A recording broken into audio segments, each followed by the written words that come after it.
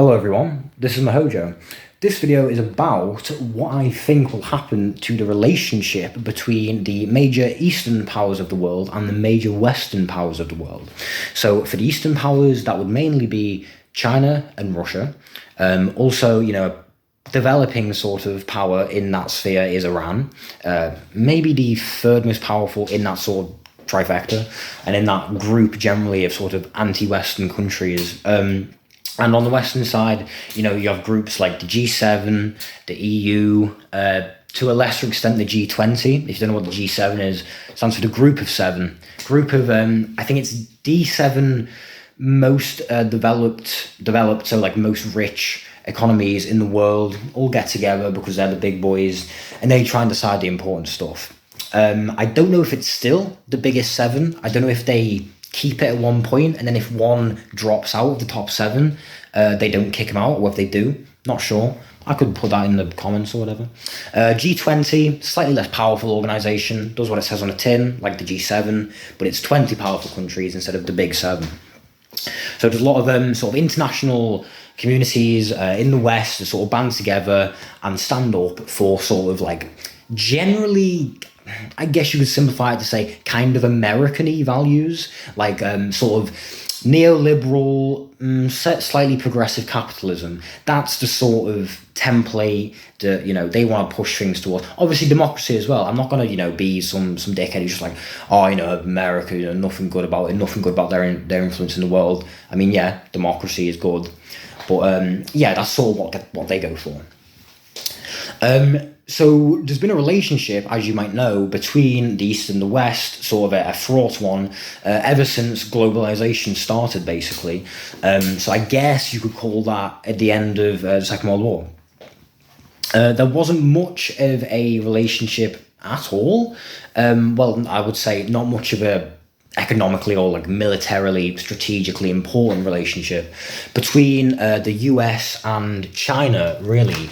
It was kind of on the level of a lot of relationships that big capitalist countries had with less developed countries at the time, where, yes, be a lot of resources in China. There's always been quite a lot of people in China, but they would more sort of use it for its raw resources and for the labor instead of having a more equal partnership.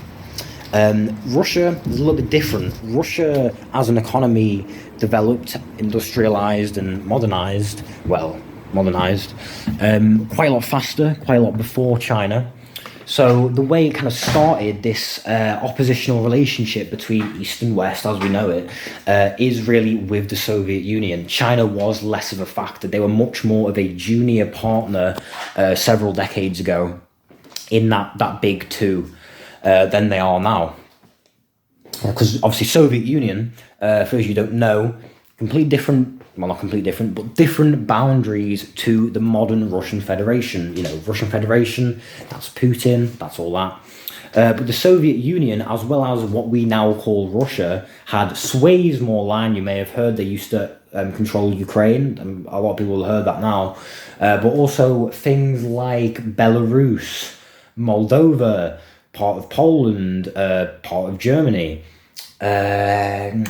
A long time ago, they used to control Finland. In the Soviet days, they used to control Kazakhstan, Georgia, I think. Any else? All the stans, Kyrgyzstan, Turkmenistan. A lot of other countries. I think almost 10 different countries used to be, I could have fucked that up there, used to be in the Soviet Union, but now Russia has a much smaller population. America and the rest of the West did kind of win the economic war in that early stage, from the end of World War II, I guess you could say up to the end of the Cold War. You could say Russia lost, So now, obviously, much smaller country, much smaller population, much less powerful economy. So China, in the 2000s, kind of started to step up to the plate. So right now, what you might see, if you're kind of interested in the news or politics, you just like to keep up with stuff, or what you might have heard is that China is right now very powerful country. The main thing that caused the rise of wealth in China, to be fair, even to normal people, I'm not saying it's an equal society, but the average Chinese person is economically a lot better off now than they were like 40 years ago. But yeah, the main reason for that is, as I say, the increase of globalization. Globalization can be a good thing, can bring people closer together, allows, faster trading of resources, money, information, art, whatever you want. But also it gets people under each other's feet. People living in each other's pockets. The world's a lot smaller now than it used to be. So that can cause problems. One of the problems it can cause, not to do with like war or anything, one of the problems it can cause is outsourcing. So obviously in the 90s and the 2000s, things were just continuously, and they are still continuously, getting a lot easier to ship large amounts of goods across the entire world. So obviously, when you've got China, a place with, a population with very low expectations, I don't know this, but I would assume they hadn't had some sort of union thing there. I imagine they didn't have much of a union culture. If you go to China in like the 60s, it would have been largely undeveloped. A lot of it would have been agriculture, would have been a lot of farmers around, they just lived within their means, probably quite hard lives. So if you're a Western company and you're looking at this and it's like, okay, they've got no expectations. For us, we've had this whole culture of like, we've already had, general strikes, revolutions, whatever. We've already got this culture of in our economy, because of, things cost a certain amount, our workers expect a certain amount of pay. And even if they're not unionized, that'll just cause problems. So how about we go to China, everything's new, everything's cheap, so much land, all the land, this will come up later, all the property will be cheap. Let's set up business there, get some cheap labor. And I'm sure you've all heard about this. This is the big thing that people talk about with China, cheap labor. There is another thing though. There is another big reason that is a little bit harder to explain, which is probably why you haven't heard of it. It takes a little bit more time as to why China is so powerful right now. This other big factor is China's quite unique relationship with property and how it relates to debt. So this is where you get into sort of what I like to call fake economics. It's not actually fake, because it does affect very important stuff, but I just mean fake as in it's not tangible. It's abstract. It's people fiddling with numbers and manipulating numbers and the way money works in order to get by.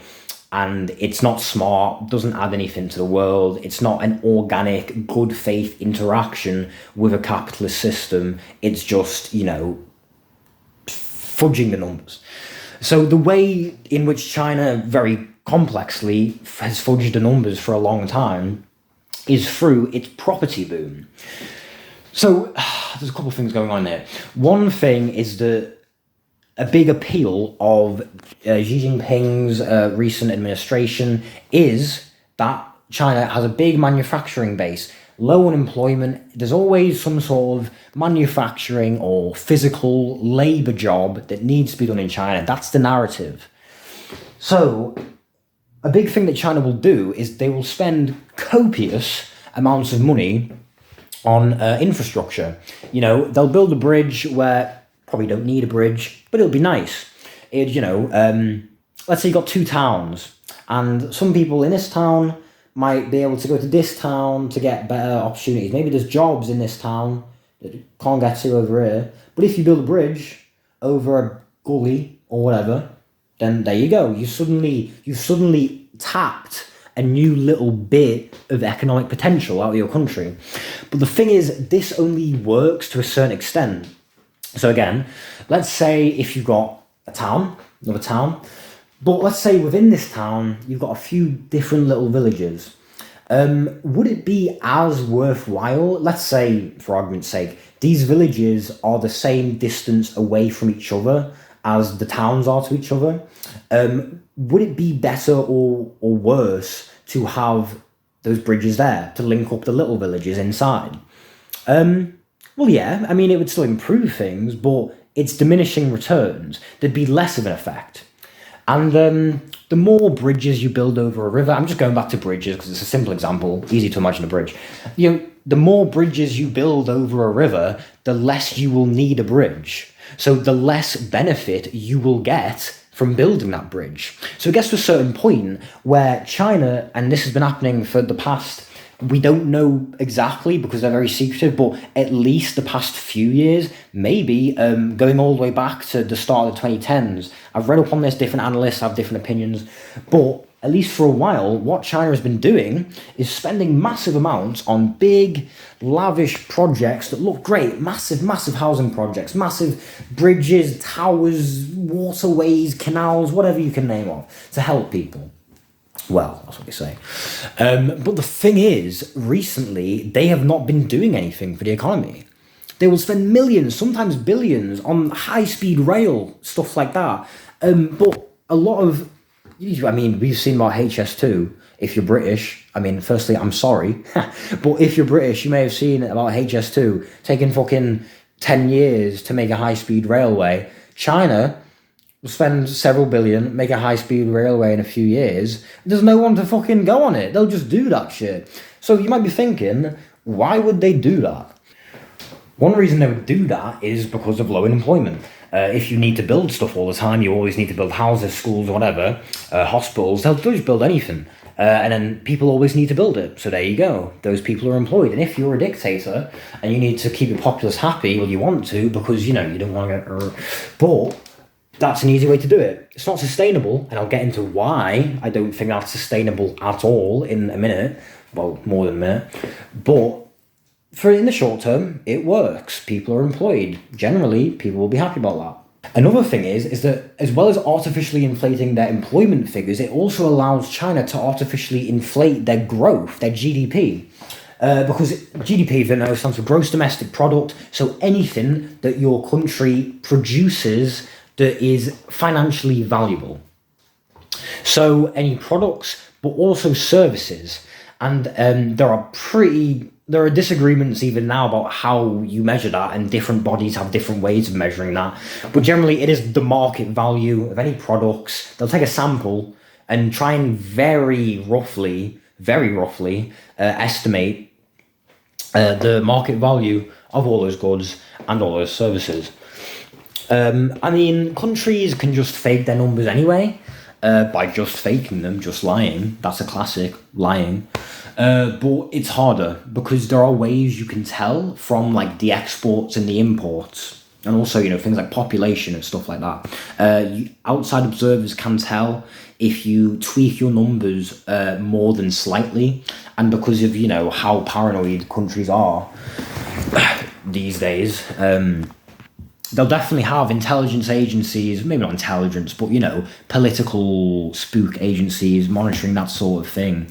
To see how their political opponents are coping.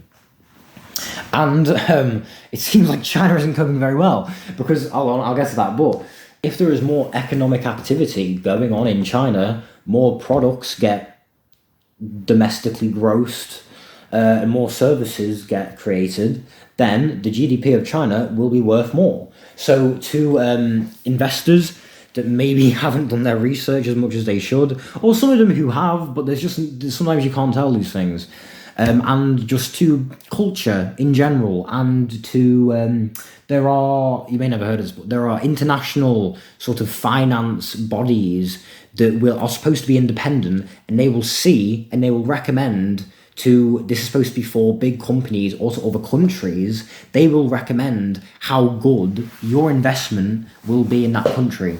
So this won't be like tangible investments. Again, it's that sort of fake sort of stuff, like bonds and gilts and shares and other securities that I don't know the names of, just stupid shit.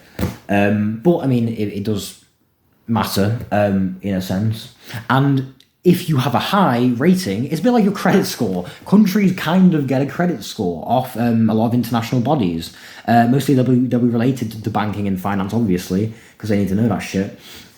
So to those bodies, which also are not 100% accurate, definitely not, China will and has for a long time, up until recently, looked very, very lucrative and very, very good to investors.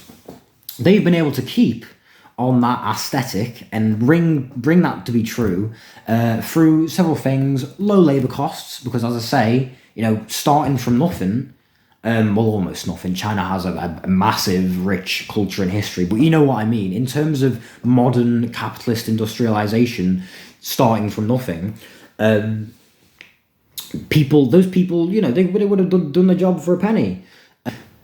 But as things progress, like they have in the West, and a lot of this happened in the 20th and 19th centuries, that is just happening with China, but just a little bit further ahead, just a bit delayed.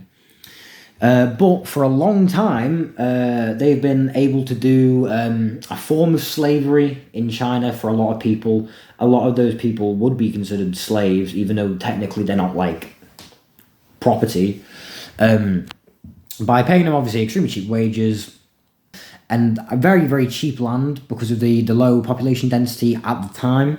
Massive swathes of land. You can build anything. Build a business, build a warehouse, build a bunch of houses. You can make a massive profit. You just brought 100 acres for £1. Build a house on it, sell it. That's what people want to do. That's what people have been doing. For 20, 30 years in China, that was the boom. That's why there was so much money, so much power, so much influence going into China, because they cooked the books, basically. They fudged the numbers. And this is where it gets a little bit more complicated, because you might be thinking, okay, so if they do all these massive infrastructure projects and they pay these people to do them, and that makes less people employed, how is that bad? Why don't all other countries do that? There must be something wrong. There must be a catch. You would be right. You're a genius. There is a catch. The thing is, China haven't been as stupid as you could possibly be with this, because if they did, the first couple options that you'd think about, they would have collapsed quite a while ago. Because the thing is, where does this money come from? You don't really want to take it from the tax pot. I mean, as little of it as you can, because that's going to important shit. And as I say, even though China's it's a rich country in terms of like the government, on average, the populace is still quite a bit poorer than they are in the West, and even though it's a dictatorship, they still recognise it's important to keep your populace complacent, maybe not happy, but content. So you don't want to take it out of the tax pot. Borrowing, you may have heard our countries borrow all the time. We don't care, because just get us into debt, don't care. But the thing is, the amount of money you'd have to borrow to do that would be immense. It would not be sustainable at all. Well, our level of borrowing isn't sustainable, but it is in the medium term. But even short term, if China attempted to borrow the probably at this point trillions that they have spent on projects that would not have organically come about otherwise, you could not just borrow that. Also, because obviously that would really put them in the pockets of other countries if you owe other countries a lot of money. And also just debt generally, it's a bad thing. So how do you get around this? You don't want to take it out of the tax pot. You don't want to borrow the money. What do? So what they've done is they actually said, okay, you're not allowed to borrow, large amounts of money from other countries or, just international things to fund these projects. So what they've done is they've set up these things called local government financing vehicles, LGFV that would be.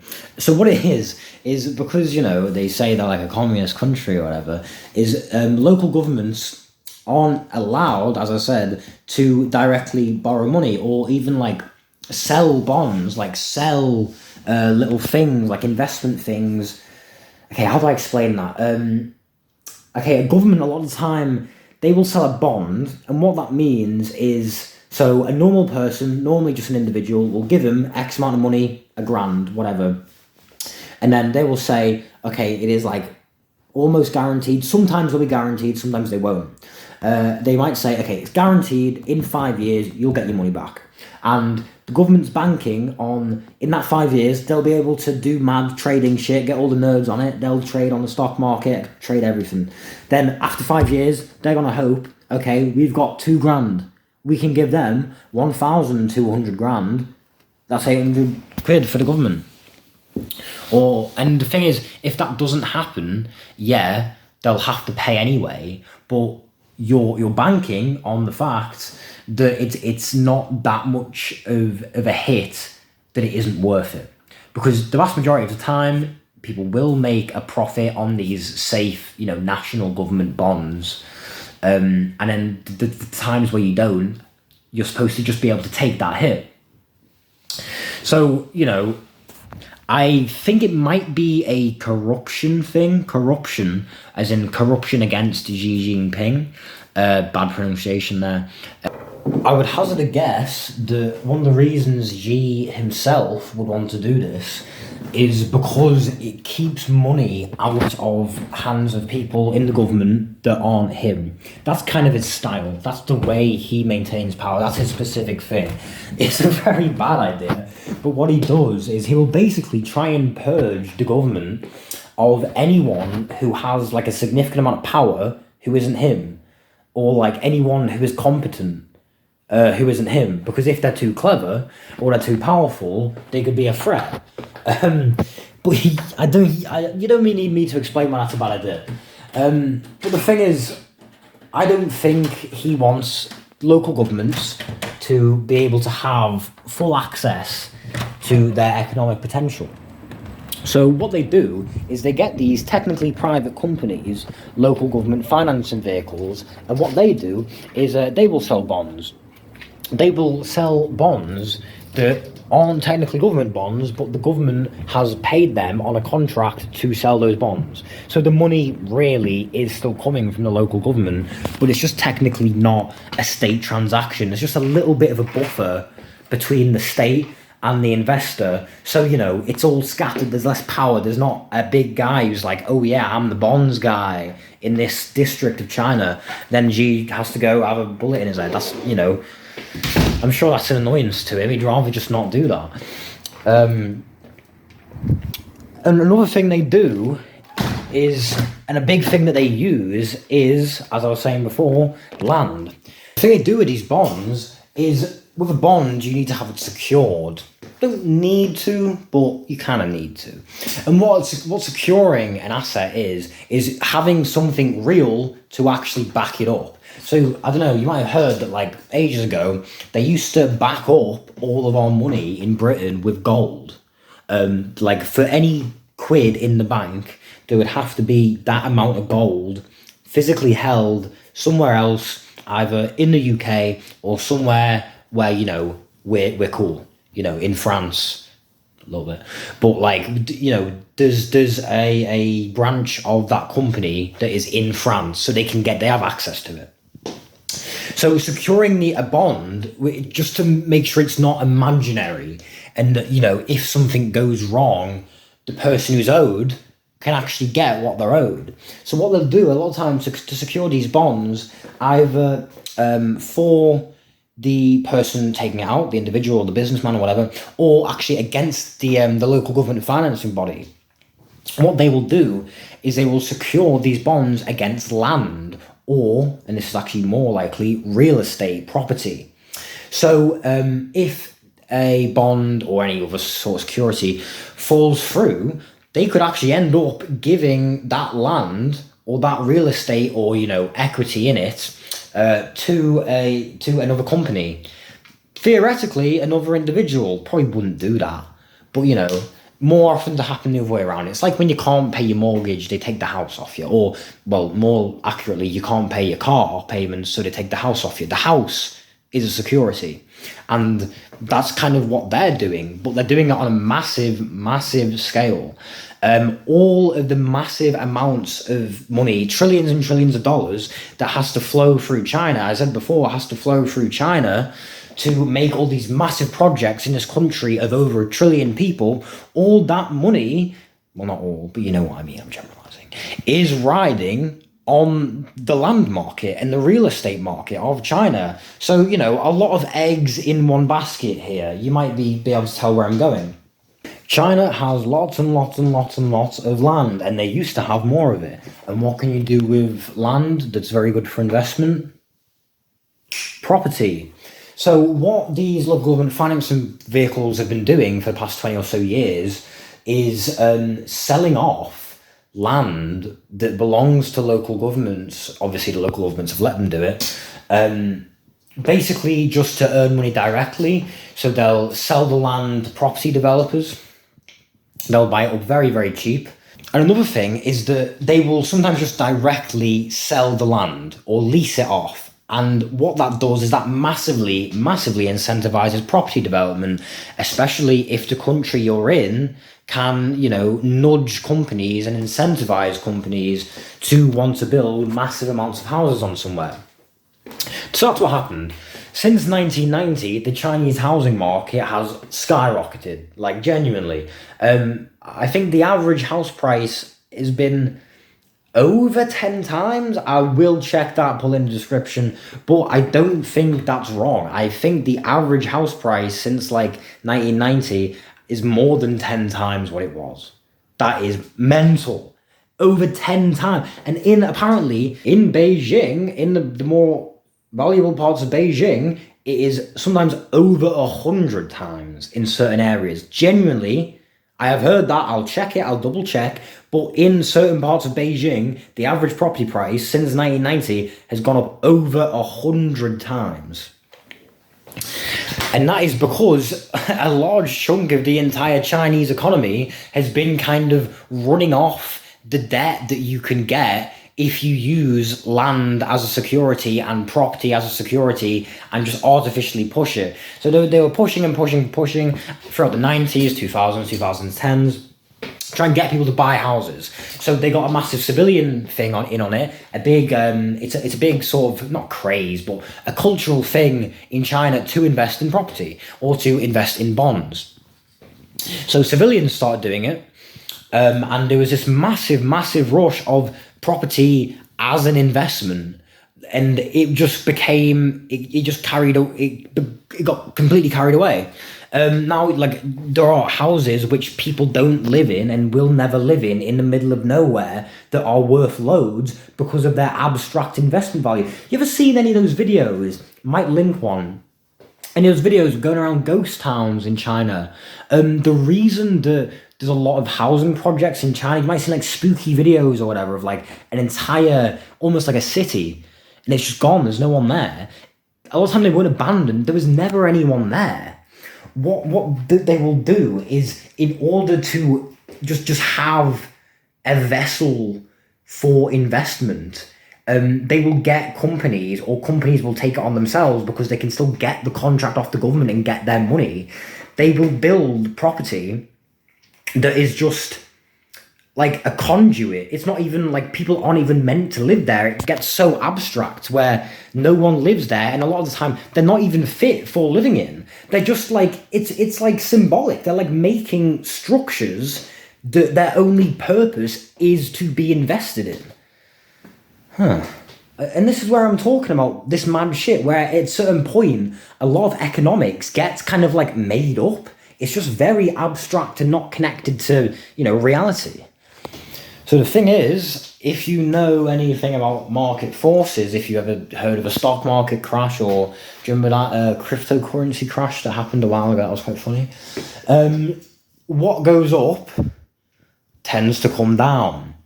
And that simple principle, I believe, is a principle that will entirely unravel China as a powerful economy. I think that China will almost collapse. I mean, collapse is a little bit subjective, but I think that over the next 12 months, and continuing from that, things will get very bad in China, and I'll explain why. All right, so I want you to imagine something that you could invest in or trade for that is just easy to imagine for you. You can just hold it in your hand, it's tangible, it's right there. I will imagine a playing card. Let's say you want to invest in playing cards, and, it becomes quite a craze, sets off. Loads of people want all these trading cards. They're grappling for them, they're outbidding each other, so the price would go up. But the thing is, if this really takes off, if it gets a bit crazy and people are thinking, hold on, people really love these trading cards. If I just, and I don't care, but if I just get in there and just invest, then I'll be able to make a lot of money off it. So it's kind of a runaway effect where demand keeps going up. But imagine, you know, instead of having to pay £5 for your prized whatever, imagine after a certain point, it's going to get to £100. And the thing is, with a lot of things, with, you know, shares on the stock market, with physical things, with cryptocurrency last year, there is this kind of imaginary point where the asset will get to a certain point of value where it will suddenly switch, where suddenly people they're just fed up of paying this massive price for whatever. But the thing is, obviously, you might be thinking, well, it doesn't happen to everyone at once, that's just a few people. Okay, cool. But if you are one of the first people to decide, okay, I don't want to pay £100 for this stupid trading card, you know, and then a few other people join you, suddenly that's 3 less people who want a trading card. So the demand has gone down and the supply stays the same. So even though that's only a couple people, the demand of the trading card would go down. And you think, oh, well, that's okay. It's only a few people. But the thing is, as soon as people who are in it for the investment see that it's not going up anymore, it's just started to dip. You know, you ever heard of a bank run? You ever heard of a Wall Street crash? That happens. Everyone pulls out because they see it going down. So it just takes that little, once you get, it's quite scary actually, because once you get, and you don't know where it is. You don't know where it is until it happens. Once you get to that point and you just see a few people peel away, everyone fucking goes. So that's why it's important, among other things, to have investments and to have your economy based off and backed up things that are as tangible as is practical. You don't want to have this like imaginary, ethereal thing of like, oh, I'm going to invest in that, but everyone's just investing it, and all of the value of it is just based on the fact that it's being invested in. That's kind of what is happening / has happened, because this is like a tipping point, to property in China. But as I was saying, 100 times more expensive in Beijing, 10 times more expensive in other places. What will happen when your average Chinese person who, you know, maybe brought a bit of equity in a house, or they brought a really shitty house, because they can do that. They build a lot of tiny, small houses where like normal people can just buy them because they want as many people as possible to invest. What if you get to a point where they can't afford it anymore? Okay, well, you know, they just, you know, from the perspective of a dictator, you're like, well, there's poor people, who cares? But once the property prices go down by like 3% or whatever, suddenly it's a bad investment. Suddenly you've got a bank run on your hands. Suddenly all those fucking multi-billion-dollar companies that have been investing in your country for decades and all of have allowed you to have all of the debt and all of the economic freedom that is tied up in that real estate, all of that is just vanishing into thin air.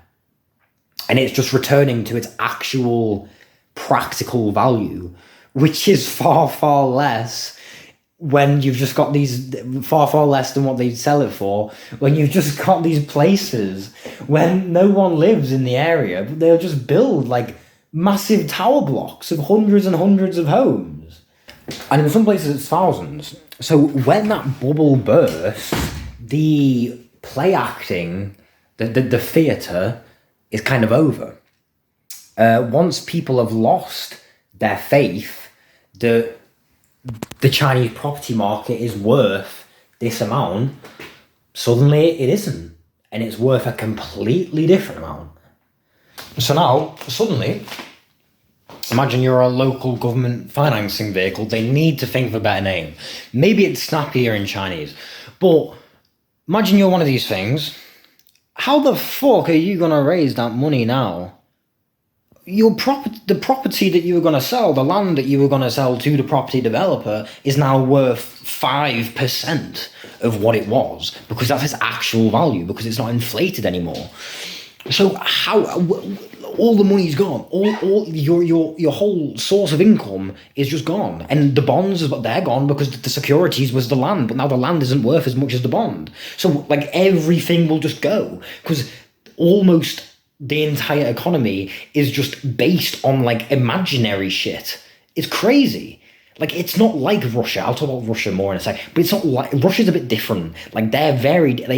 It's like, we have physical shit. We will make money by putting it in a train and physically selling it to you. That's how we do it. But, like, in China, it's all, like, imaginary shit. And it's not sustainable. It's not working at all. So this is something that's happening kind of right fucking now. Like, right now... The Chinese property market is, you know, every day. It's like, it could be a day where they start sliding down. And they are trying pretty desperately to stop that from happening.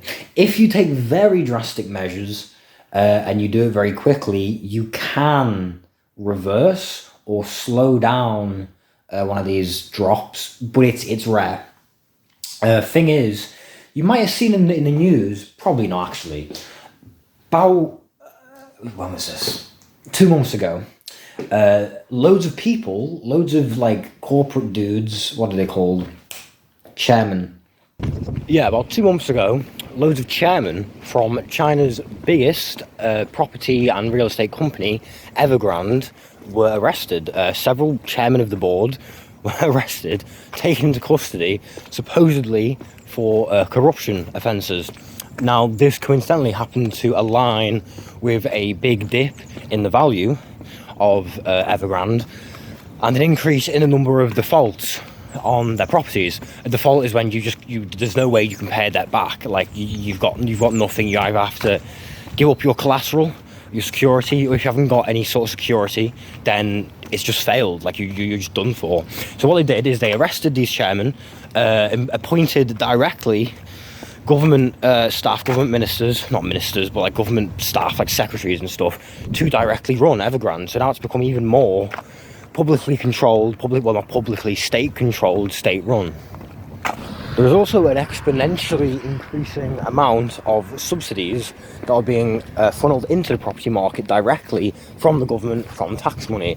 Now, if you remember what I said before, kind of defeats the object, because the whole point is that since you're making the investment off borrowing based on and tied to and backed up by the property. So if you're taking tax money anyway that you're trying to avoid, and you're putting that tax money into the property market to either, you know, give contractors and developers a bit more money, instead of just from the private sector, you give them a bit extra money to make these houses. Or you can even subsidise, which happens sometimes, subsidise investors and people for buying houses directly, give them a little discount directly on the government. But obviously that defeats the purpose.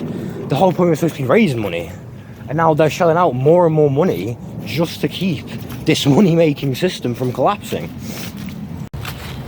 So obviously this doesn't bode well. There are only so many things you can do, and there's only so long you can do it for before the crash has to come. And obviously, the more you push the crash and the more you delay it, the worse it'll be. So in the coming months, we'll probably see a few more increasingly desperate measures from the Chinese government to try and keep people invested in property, try and keep people wanting to buy. Which is going to become increasingly clear to investors over the next few months that that's not a worthwhile choice. So it'll become even harder to make them invest. Then eventually, I think, I am almost certain, at some point in 2024, you will see the big crash in the Chinese property market. Made a couple of predictions on this channel before, they've been wrong.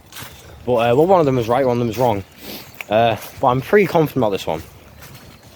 That would be horrible, by the way. I'm not being happy about that. That would be a horrible thing. Because you're talking about biggest country in the world rather suddenly being plunged into poverty and having its entire net worth and value just cut by the majority, it will shrink to a fraction. China's wealth will shrink to a fraction of what it currently is in quite a short period of time, I mean. And that'll be terrible. It'll have devastating consequences for the people. You'll probably see mass starvation at some point. Yeah, horrible. Silver lining, in the broader, like, cold, like, callous geopolitical sense, it'll be good for the West. Because the thing is, obviously, less people in China, less money in China, less power in China. So, that demand for whatever China's producing, and, you know, the supply of the disposable income for the stuff that would have been brought from China will have to go somewhere. That demand will have to be supplied somewhere. That supply will meet up with a demand somewhere in the world. And it'll be a messy process. It'll take a while, but eventually that will find nooks and crannies. And a lot of those new businesses, new people, new employees who will serve that supply and demand will be outside of China. And obviously a lot of that will be in the West, which will be good for us. More manufacturing, more jobs, you know, etc. So, you know, that's something. So this is basically a problem that's been waiting to happen for quite a few years now. It's going to be compounded by things like the decreasing efficiency of China's manufacturing compared to the West, because obviously, again, as wages rise, as, you know, they start running out of land, as things become more developed, more expensive, inflation, wages catch up, you know, things that are very hard to inevitably stop in economics.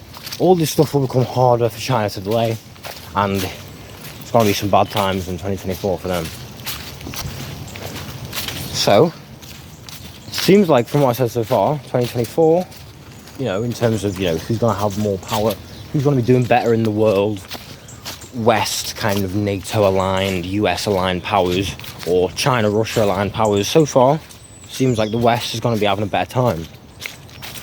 But there is an ace China kind of has up its sleeve that has never been done before, and analysts aren't really sure what the effects would be. So basically, it's in China's interests to have quite a low value for their currency. This helps with exports, and China's a big exporter. Can't remember why, it's complicated, it's hard for me to remember it. But for some reason, if you're an exporter, it's good to have a low currency value, makes your exports worth more. So what China have done to facilitate this for years and years now is they have artificially pegged the yuan. Well, technically it's called the renminbi, but a yuan is 1 unit of it. 1 unit, huh? They have devalued the yuan against the US dollar by buying trillions of US dollars at a certain price, which pegs it at that lower price. Now, up until recently, I think it was this year, the US and, you know, Western intelligence, at least from what they put out to the public, used to think that China probably had, like, I don't know, several hundred billion US dollars in reserves, because they, you know, a lot of countries keep these things called foreign exchange reserves, where obviously to trade hands internationally, sometimes you need to swap currencies, and the international reserve currency, because the US is the biggest country, well, most powerful country in the world, the international reserve currency is the US dollar. So they thought that they had a few $100 billion in reserve, which is obviously a hell of a lot of money already, and they're worried about that, maybe $500 billion. But the thing is, China is now estimated to have up to 3 trillion US dollars in reserve on standby. Now you might be thinking, why is that a bad thing? Well, with an amount of dollars that gigantic, China, in an emergency, again, people aren't sure about this because it's never happened before, it's never been tried before, but people think that in an emergency, China could give all of those US dollars back, sell them back onto international markets, and massively devalue the US dollar. Because suddenly, if there's 3 trillion more dollars in the world, then the dollar is going to become a lot less valuable. So with that, they could push up, well, they could give the US temporary hyperinflation. And that's not like inflation, like people have said hyperinflation about what we've had recently, like last year, like early 2022 or whatever, with the gas price and the food prices. That wasn't hyperinflation. That was bad inflation, but that wasn't a hyperinflation. What would happen if China did that would probably be hyperinflation. Like the US dollar would lose a large fraction of its value almost overnight. So that's something they got up their sleeve. Like, I mean, they're a bit like an injured dog. You're back into a corner, they might strike. Like, there's nothing they can do long term. Long term, China is fucked. I'm telling you that right now. Long term, China is fucked. But I mean, I guess their attitude might be, if we're going down, you're coming down with us. So the thing is, if they did that, it'd be bad times all around. Because, you know, a pretty bad case scenario is next year or the year after, China's getting fucked. Birth rates rock bottom. People are starving, literally. And then Big Xi Jinping just goes, all right, yeah, you're all like watching us. Here you go, $3 trillion on the market. Boom, the dollar fucking halves overnight.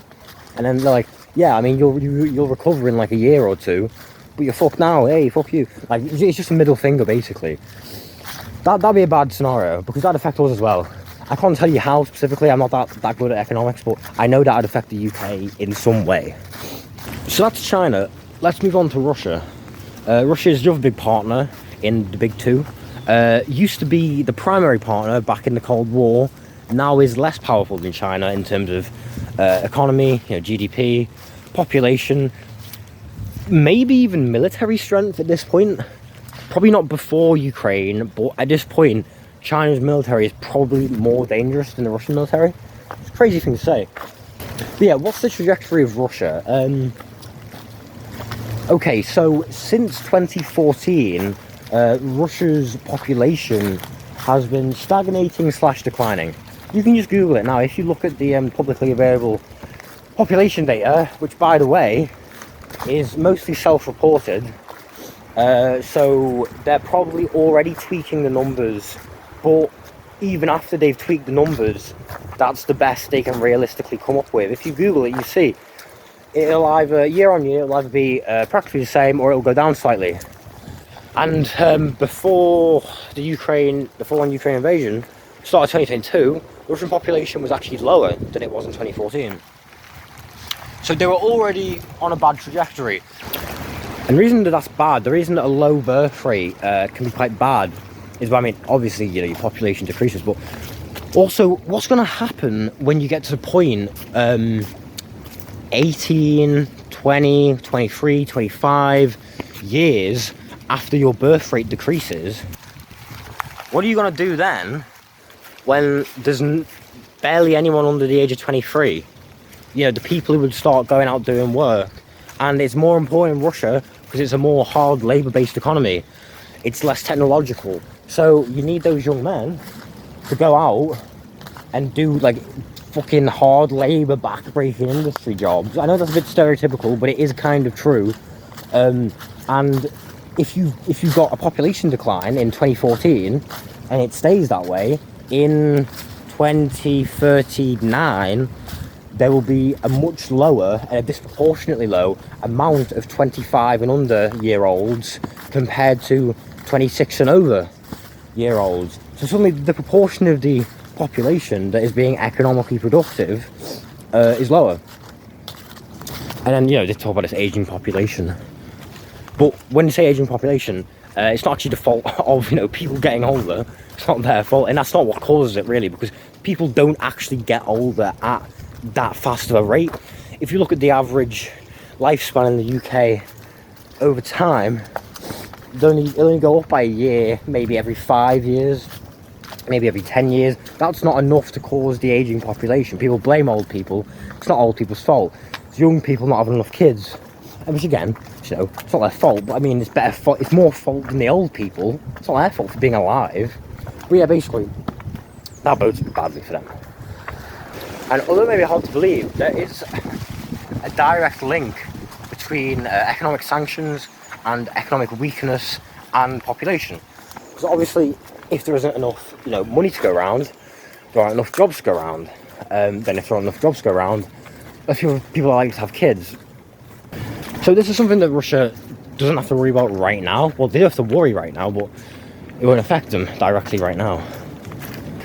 When precisely they will need to worry about this is, as I say, when those kids who weren't born in 2014 would reach the age of 18 plus, it will get increasingly bad from there, because there will be increasingly less and less productive people.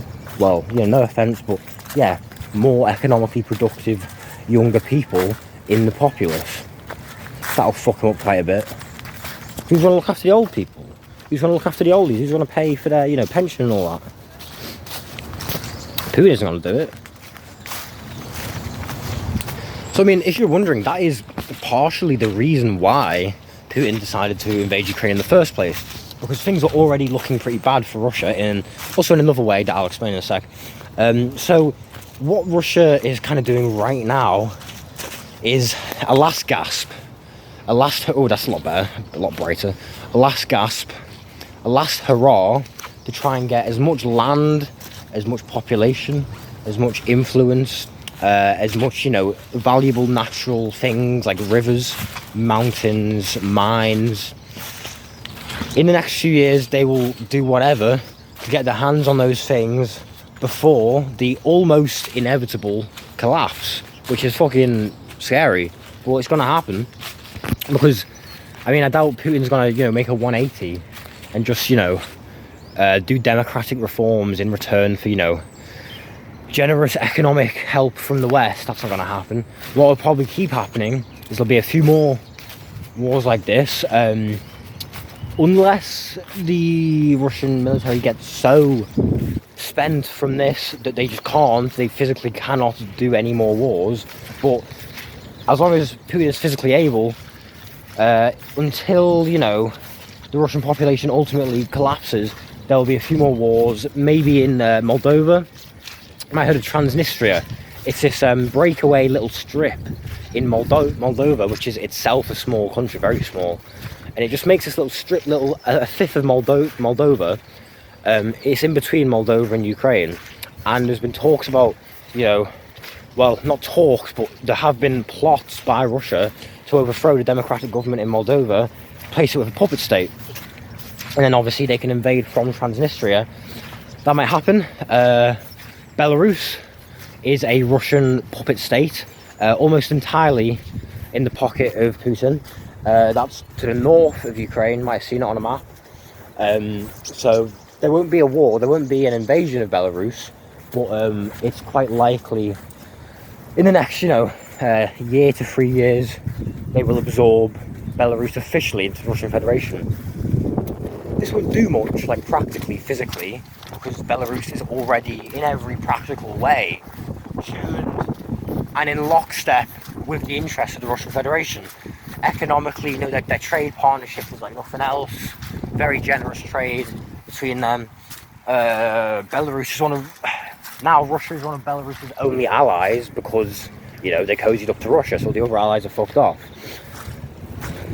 But that'll just more be to make it official, to make it permanent. Hopefully for Putin, he'll want to make it permanent. They will get down on paper at some point. Belarus is officially now part of the Russian Federation. You know, trying to rebuild the old Soviet Union is, you know, what he fucking wanks off to every night. And then what a dickhead. And then once they've got as much as they can get, they will hunker down and try and brave the storm and just get through it. And I guess I don't know exactly what he's thinking, what his plan is. Like, I don't know how I can guess his intention. He's a fucking lunatic.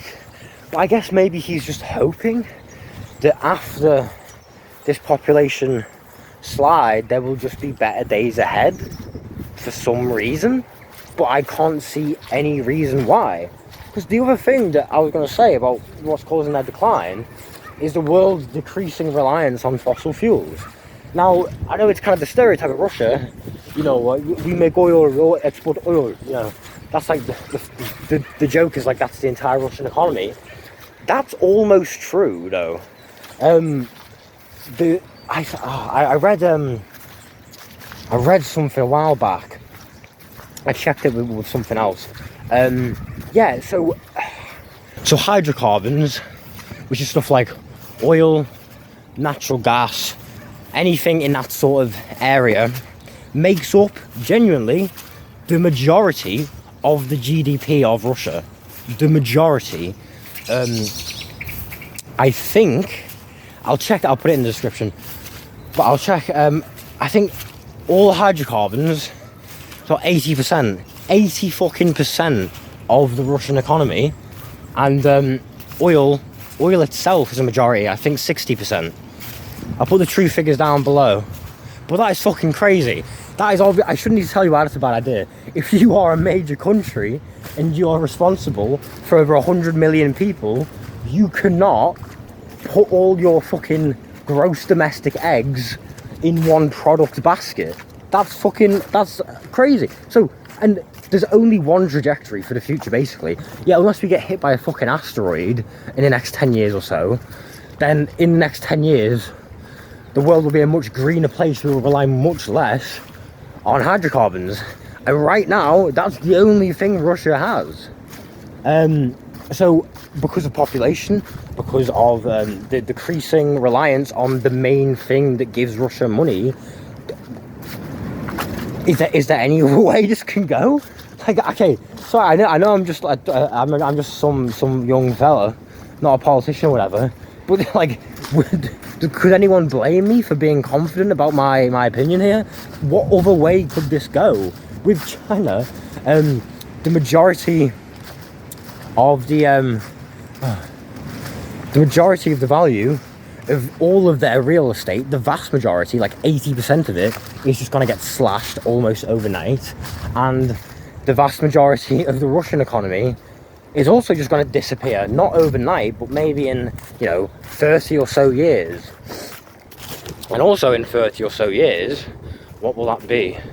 2040, no, not 2040, but it's 2053, 2014, so 40. There will be a very small number of people less than 47, younger than 47 in Russia, and there'll be an awful lot, comparatively, more old people, 50, 60, 70. So they're fucked. Sorry, I know this sounds like propaganda, and like, we've got a lot of shit going on in the UK, in America, in France, Germany. Germany's been through a bit of a rough patch. But the thing is, genuinely, none of that is significant enough. Nothing that is going wrong for the UK, France, fucking, I don't know, even to the extent that Poland is a Western country. Poland, like, if you look at any of these, like, traditionally seen as, like, Western powers, nothing in our countries that is going on and affecting us nationally right now is anywhere near as significant as what is happening / will happen to Russia and China. It's just not on the same level. We are not on the same level. And people need to hear about this, because like, if you don't see it in the news, because it's complicated, and it's kind of, a lot of people find it boring. I get why people find it boring. I've been speaking for like half an hour now about fucking economics, but like, it is fucking important. People need to know, because I feel like people are just kind of like depressed about like, like why the political stuff, because they don't even try and think about, Russia invading, China, they take a shit, they hate us. What are we gonna do? China's stealing all our jobs. What are we gonna do? Oh no, all the manufacturing goes to China, Russian, it's fine. Well, it's not fine, but like, they are fucked, a lot more fucked than we are, and no one seems to know, because they just see like, oh, we have our problems, they have theirs. It's not like that. Their problems are on a different level, a completely fucking different level.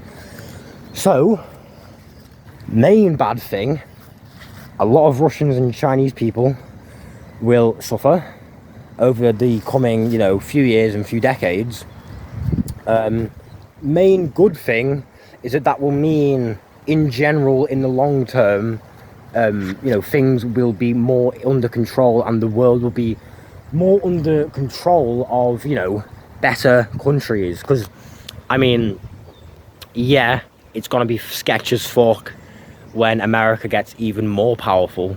That's gonna be sketchy as fuck. But I'd prefer that than China. And I'd prefer, the EU and the G7 and the UK, France, Germany, all those countries, democratic countries, where obviously there is corruption, but it's a lot more transparent, a lot more democratic, a lot more free, and, more of the wealth is distributed to normal people, to working class people in those countries. China doesn't fucking... Okay, if there's any idiot watching this and you've made it this far, China's not a fucking communist country. That's not what communism means. Classless, stateless, moneyless society. There's class, there's a state, and there's money. So it's not. Fucking genuinely, America is more socialist than China. So that'll be a silver lining, that, you know, it is good generally that that power, that wealth, that populace been taken away from Putin and Xi. I was going to talk about Iran. I've talked for too long, I'm not going to talk about Iran. And it's being spread out between the Western governments. Better them than them. You know what I mean? So that's it. Those are my thoughts on how sort of... Well, I mean, I was going to do it more evenly. I was going to more evenly compare how I think it's going to go for America, UK, France, etc. and how I think it's going to go for China, Russia, and then we could compare them. But as I've been speaking, I've realised that it wouldn't be appropriate, because it is quite obvious, like you can just assume that nothing like that is going on. Sorry. Nothing like that is going on in UK and America. Because like anything I say, anything that I know about that is going on in the West right now, anything I say is just going to seem silly compared to that. So I don't even need to do the other side of it. I can just say what is going to happen to China and Russia, and that is enough to make an obvious conclusion that we are going to be better off than them. So overall, I guess for us, that's a good thing, but it's mixed, and that tends to be the case in politics a lot. It's never just a positive or a negative outcome. It's almost always a mixed outcome. I don't know, it's just mixed. But that's what I think's gonna happen.